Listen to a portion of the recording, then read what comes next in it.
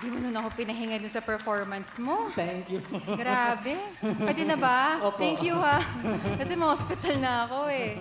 Nag-enjoy ako na-appreciate ko yung tapang mo at saka yung willingness mo to entertain us. It's very entertaining. Thank you.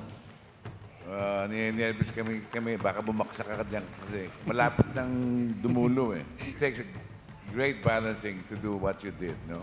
Thanks, sir. Pinahanga mo ako. Thank you very much, sir. Never kang nalaglag. Nalaglag na po. Anong unang bumagsak? Yung boots mo?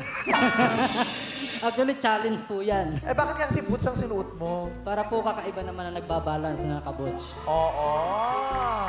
Ang ganda ng styling mo. Butch at saka suot ng patron. Bonggang-bongga Thank yan, you di po, ba? thank you. Oo. Nakakangilo yung performance mo. Thank you po. Yung habang pinapanood ka, yung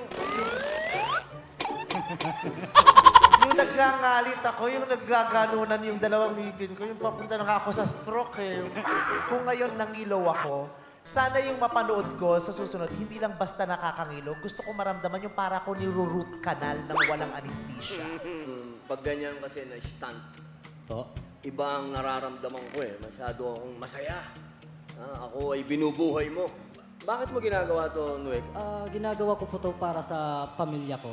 Pamilya mo? Lalo po sa mga anak ko. Dahil diyan ko po kinukuha yung pinag-aaral ko at kinakain po nila araw-araw. Napakaganda yung sinabi mo. Thank you po. Bilib ako sa pagkalalaki mo, Tol. Salamat po, sir. Boto na kami. Alam mo naman, paring Nuek, kanina pa lang, yes na ako. Yes, thank you po, sir. I will say yes. Thank you po. Yes. Thank you po. At dahil gusto kong ibase yung desisyon ko sa damit mo, I am giving you a shining yes. Thank you po, maraming salamat po. Congratulations, Tol! Salamat po, sir. See you sa next round. Salamat po. Congratulations. Balita mo sa pamilya mo yan. Para sa pamilya!